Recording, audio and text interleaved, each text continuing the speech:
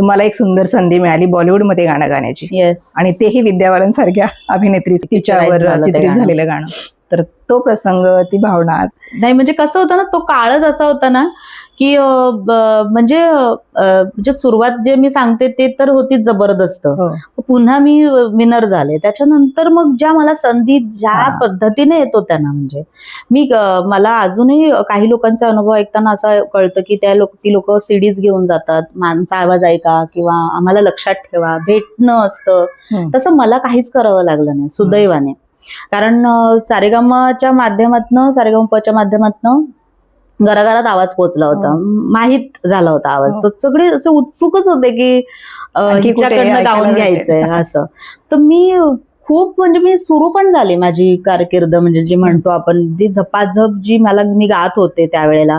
मला अनुभव नव्हता रेकॉर्डिंग काय असतं कसं असतं, पण मी ना माईकला कसं सामोरं जायचं अजूनही त्या टेक्निक्स कदाचित मला माहित पण नसतील, जे मी आता पाहते किंवा इतर लोक जे बोलतात त्या टेक्निक्स बद्दल की असं असतं मग किती लांब. मी नाही या गोष्टी करत, पण तरी पण मी गातीये.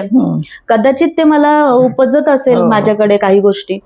तर मी अशी सामोरी गेलेली आहे ह्या सगळ्या गोष्टींना, आणि जे काही गायले त्याचं कौतुकच झालेलं आहे.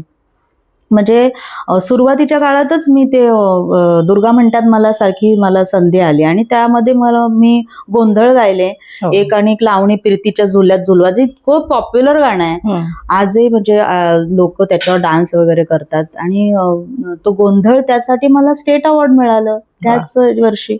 म्हणजे हे म्हणजे मला सांगायचंय की हे सगळंच अनपेक्षित होतं माझ्यासाठी.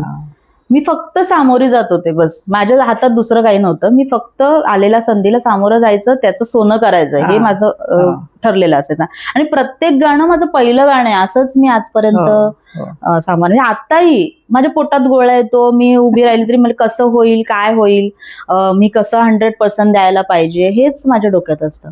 मी असं नाही येत माझे की मी इतकी गाणी आता मला खूप नाही होत, असं नाही होत की आपण खूप आता तयार आहे वगैरे, अशी भावना कधीच येऊ शकत नाही, येऊ पण नाही. प्रत्येक वेळेस चांगलं होतंय. तर ते होण्यासाठी बरोबर आहे, त्यांच्या अपेक्षा आपण पूर्ण करतोय की नाही ह्याचं दडपण एक असतं. कारण समोर 1000 लोक बसलेली असतात, दिग्दर्शक असतो, लिरिक्स लिहिणारा असतो, निर्माते असतात. मग प्रत्येकाच्या गोष्टी सांभाळून ते गाणं करावं लागतं की त्याला हे हवंय, त्याला ते हवंय, त्याला ते हवंय, मग ते आपल्याला द्यावं लागतं तिथे. बरोबर. ह्या गोष्टी मला माहित नव्हत्या ना, पण मी गेले त्या वेळेला सामोरे. आणि अशाच पद्धतीने जाता जाता अचानक मला एक दिवस तो कॉल आला त्यांच्याकडनं. मापुसकर जे फिल्मचे डिरेक्टर आहे, त्यांच्या लहान भावाने मला कॉल केला होता. आणि ते मला असं म्हणाले की त्यांनी सुरुवातच अशी केली की तू ऐकलं असशील ना बॅनर्स आहे, मुन्नाबाई MBBS वगैरे, बॅनर्सची नावं सांगितली, म्हणजे चित्रपटांची नावं सांगितली. हो, कोण नाही ओळखत, सगळे परिचित आहे एवढं. तर त्यांचाच एक आगामी चित्रपट येतो, त्यासाठी तुला गायचंय, आणि लावणीच आहे, थोडा मराठी टच आहे त्याला. तुझा आम्ही लल्लाटी भंडार वगैरे ऐकलेलं आहे असं, तर तू येशील का? तर म्हणलं हो, का नाही येणार. आणि मी लगेचच जे सांगितलेल्या दिवशी आम्ही ते भेटलो. मापुसकरांच्याच स्टुडिओ होता तो. त्यांनी सांगितल्याप्रमाणे आम्ही तिथे भेटलो.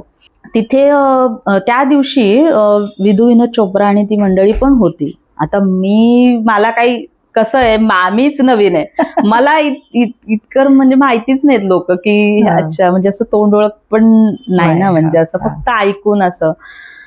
तर मग त्यांनी तेव्हा कौतुक केलं, बहुत अच्छा आहे वगैरे, उर्मिला बहुत अच्छा आहे वगैरे, असं ऐकून ते गेले. म्हणजे त्यांना खूप आवडलं. त्यानंतर पुन्हा एकंदर 3दा वगैरे मला बोलवलं पुन्हा ते गाणं गाण्यासाठी. एकदा प्रीतम होते स्वतः, गुरु ठाकूर होते, त्याच्यानंतर आणखीन एकदा गायले मी. म्हणजे मध्ये असा बराच काळ जात होता, म्हणजे त्या दरम्यान इतर लोकांकडनं सुद्धा ते गाणं गाऊन बघितलं जातं. अच्छा, हे मला नंतर कळालं. अच्छा. पण तरी देखील एवढं फिरून ते गाणं पुन्हा माझ्याकडेच येणं ही भाग्याची गोष्ट आहे. खरंच. की म्हणजे त्याच्यातले गुरु ठाकूर नंतर मला म्हणाले, त्यातले तुझे जे नाटक तेरा वगैरे जे गायली आहेस ना, ते त्यांना खूप आवडलं. म्हणजे तो जो एक टच आहे, ती टोनल क्वालिटी किंवा ह्या सगळ्या गोष्टी ठरल्या महत्वाच्या की ते गाणं मला मिळालं. आणि ते माझ्याकडे आलं ते गाणं.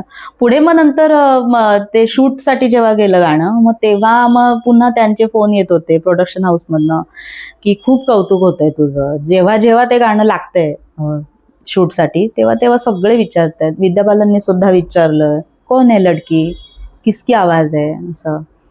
तर मग छान आहे ना, म्हणजे आपण इतके, म्हणजे आता आपला तसा काही संबंध येणार आहे किंवा काय, पण ते हे एक माध्यम आहे गाणं. माझ्या बाबतीत ते कायमच, म्हणजे अगदी लहानपणापासून गाणं ही अशी गोष्ट आहे की तिने मला पुढे आणलंय. नाहीतर माझा स्वभाव एकदम बुजरा, असं नकोच मला कोणी बघायला, अशी मी शाळेत पण त्याची की नको मला शिक्षकांनी बघायलाच नको. पण ते गाणं ही अशी गोष्ट होती ना की वेळोवेळी मला पुढे आणलेलं आहे त्या गोष्टीने.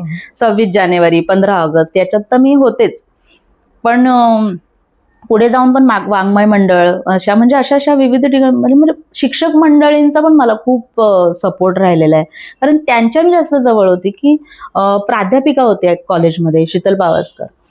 त्यांनी पण काय हिच्या आवाजाची ना जात वेगळी आहे, हे ऐकणं हे वेगळं नवीन होतं माझ्यासाठी. मग तशी गाणी मला सांगणं किंवा तशी गाणी करून, उर्मी तू ना गाण्याचा क्लास लाव, तुझ्याकडे ना छान आहे, तू अजून चांगलं करशील, हे सांगणं. सगळे शिक्षक मंडळी सांगायची हिला गाण्याचा क्लास लावायला. मला माहितीच नाही ना काय असतं. पुढे जाऊन जेव्हा शिकायला लागले तेव्हा खूप फरक पडला. म्हणजे आपला स्वर आपल्याला कळाला, आणि ते जोपर्यंत आपल्याला कळत नाही ना तोपर्यंत आपल्यात आत्मविश्वास नाही येऊ शकत.